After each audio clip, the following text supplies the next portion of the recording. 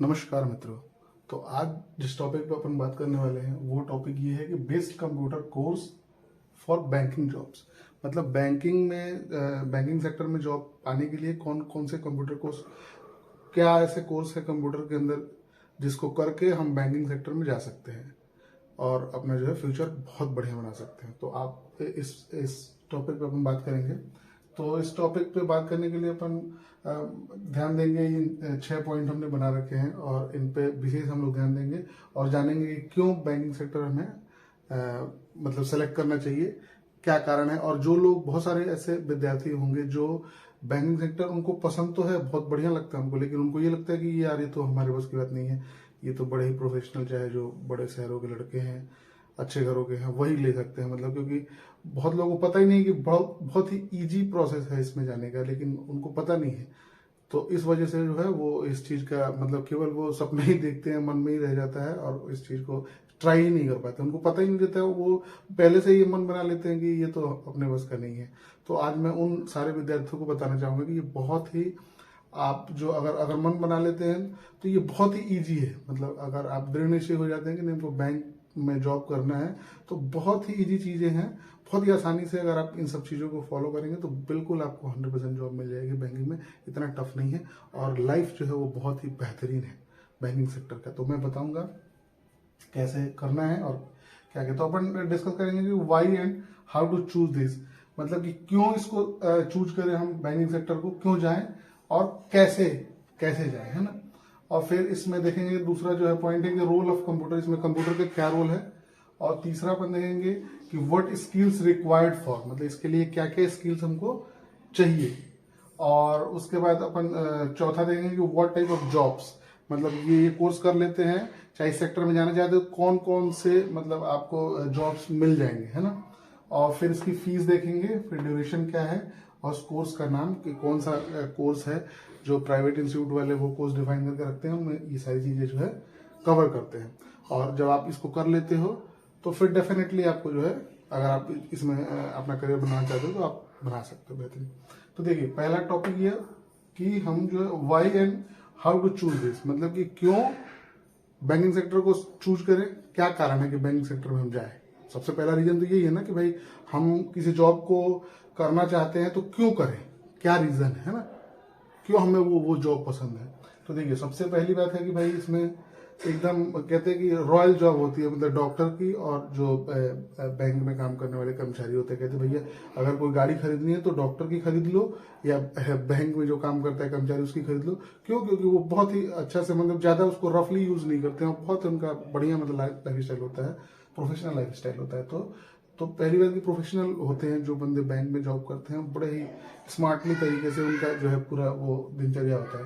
तो देखिए 10 से 6 की ड्यूटी है और आपको पता है कि प्राइवेट बैंक बहुत सारे हैं। मतलब अगर आप मेट्रोपॉलिटन सिटी में अगर आप आते हैं, दिल्ली, मुंबई, कोलकाता, ऐसे बड़े बड़े शहरों में, इवन जो सेमी मेट्रोपॉलिटन है उनमें भी आप जाएंगे तो बहुत सारे आपको बैंक देखने को मिलेंगे। मतलब इवन गांव में तो बस लोगों को सरकारी 2-4 बैंकों के नाम पता होते हैं, पर यहाँ पे जब आप आएंगे तो आपको लगेगा 50 बैंक ऐसे हैं जिनमें जो है आप कर्मचारी काम कर रहे हैं बैंक सेक्टर में, है ना। और वो आपको जो है पूरा एमएनसी कल्चर वो कर रहे हैं। एमएनसी मतलब कि भाई मल्टीनेशनल बैंक है वो, मतलब कई देशों में है, तो वो बड़े ही स्टैंडर्ड तरीके से जो है अपने कर्मचारियों को हर फैसिलिटी देते हैं। और इसमें भाई अगर इसमें आप जाते तो आपको देख रहे हैं बिल्कुल वेल क्रिच्ड और सब कुछ, मतलब एकदम टाई वाई लगा के बढ़िया से प्रोफेशनल, कोई देखेगा तो कहेगा हाँ मतलब बढ़िया है। तो क्यों सेलेक्ट करेंगे, आपको पता चल गया कि भाई एकदम प्रोफेशनल रहेंगे, 10 से 6 की ड्यूटी है, रॉयल जॉब है, एकदम बेहतरीन एमएनसी कल्चर आजकल मिल रहा है ना। फिर हाउ टू चूज दिस, कैसे जाएंगे। तो देखिए मिनिमम क्राइटेरिया इसमें यह है कि 12th पास आउट होना चाहिए आपको, मतलब 12वीं आपको पास होना चाहिए। अगर आप कॉमर्स के विद्यार्थी हैं तो बहुत बढ़िया है, नहीं है तब भी निराश होने की जरूरत नहीं है। अगर हैं तो बहुत बढ़िया है, नहीं है तो निराश होने की जरूरत नहीं है। इसमें कोई वैसा हार्ड एंड फास्ट रूल नहीं है कि आपको जो है यही चाहिए। हाँ अगर है तो आपको प्रेफरेंस मिलेगा, नहीं है तब भी आप जा सकते हैं। तो मिनिमम क्राइटेरिया क्या हो गया आपको कि 12th पास होना चाहिए, ठीक है। ग्रेजुएट है तब भी जा सकते हैं, ठीक है। और पीजी है तब भी जा सकते हैं, पोस्ट ग्रेजुएट है तब भी, है ना। लेकिन मिनिमम ये है। कॉमर्स है तो बहुत बढ़िया, नहीं है तब भी टेंशन लेने की जरूरत नहीं है, ठीक है, ठीक है। अब दूसरे टॉपिक पर बनाते हैं कि रोल ऑफ कंप्यूटर, कंप्यूटर का क्या रोल है।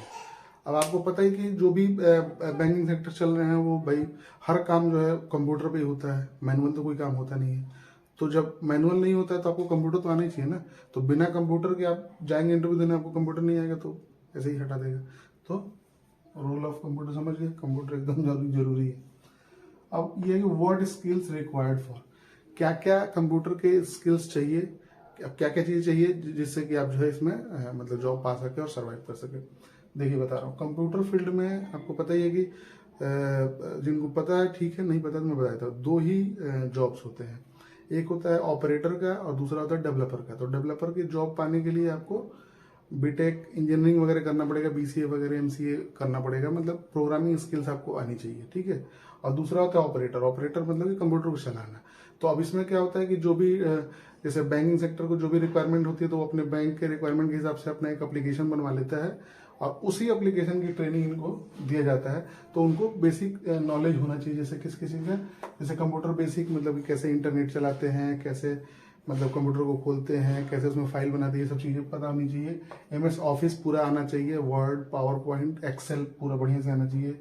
उसके साथ साथ आपको अकाउंट्स के बारे में पता होना चाहिए, डेबिट क्या होता है, क्रेडिट क्या होता है, ठीक है। फिर टैक्सेशन के नॉलेज होना चाहिए। फिर बिजनेस अकाउंटिंग से रिलेटेड जो इकोनॉमिक्स के सवाल वाल होते हैं कुछ, जैसे गुणा भाग करना, ये सब अकाउंट से रिलेटेड जो मतलब क्वेरीज होती हैं वो सारी चीज़ें। तो ये जो है ना, ये जो कोर्स इसमें जो प्राइवेट इंस्टीट्यूट वाले करवाते हैं, professional diploma in accounting and banking, तो ये सारी चीज़ें जो है कवर करके रखते हैं। मतलब बेसिक रहता है, ऑफिस रहता है, अकाउंट से रिलेटेड चीज़ें रहती हैं उसमें, सिलेबस में टैक्सेशन से रिलेटेड सिलेबस रहता है, बिजनेस अकाउंटिंग से रिलेटेड जो भी मतलब आपको इस चीज़ के लिए रिक्वायर्ड होगी वो सारी चीज़ें जो है उस सिलेबस में कवर करवाया जाता है, ठीक है। तो ये समझ गए कि क्या क्या चीज़ें आपको जरूरी है ना। फिर आ जाता है अपन कि व्हाट टाइप ऑफ जॉब्स, मतलब कि इसको करने के बाद जब आप बैंकिंग सेक्टर में जाएंगे तो किस किस जॉब के लिए आप जो है अपॉइंट हो सकते हैं।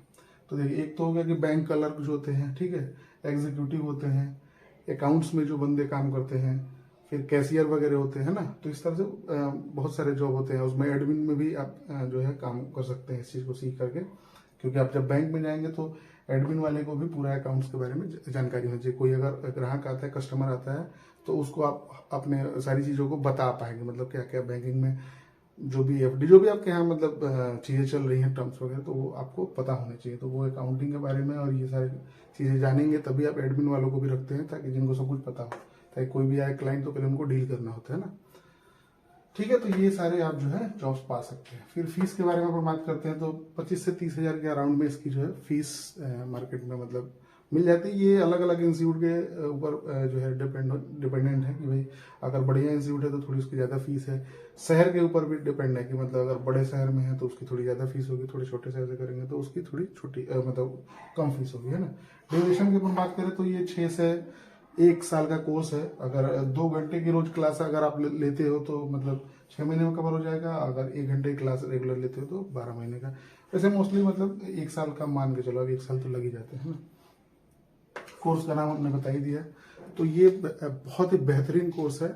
अगर किसी भी बंदे को मतलब एक मतलब मीडियम लेवल का बंदा अगर चाहे, अगर दृढ़ निश्चय हो जाए और उसका मन है तो 100% मैं कह रहा हूँ कि स्ट्रीम चाहे कोई भी लिया हो, कॉमर्स का हो तो बहुत बढ़िया है, अगर कॉमर्स का नहीं हो, आर्ट्स का, साइंस का हो, वो भी इजीली इस चीज को कर सकता है। और इसमें बिल्कुल घबराए मत, प्राइवेट बैंक बहुत सारे हैं और बहुत सारे जॉब है, मतलब इतने जॉब है कि क्या आपको बताऊं। और इजीली आप जो है 12th पास अगर हो, अगर आप करना चाहते हो तो आपको जो है ये अगर आप ये सब ये नॉलेज है, आपको ये सब बेसिक कंप्यूटर आता है, ऑफिस आता है, अकाउंट से रिलेटेड आप जान जाते हो, टैक्सेशन और बिजनेस अकाउंटिंग वगैरह थोड़ा बहुत छोटी छोटी चीज़ें हैं, इनको अगर आप जान लेते हो, मतलब ये अगर 1 साल का कोर्स करें तो डेफिनेटली आप जो है इसको क्रैक कर सकते हो और एक बहुत ही बेहतरीन फ्यूचर आप बना सकते हो।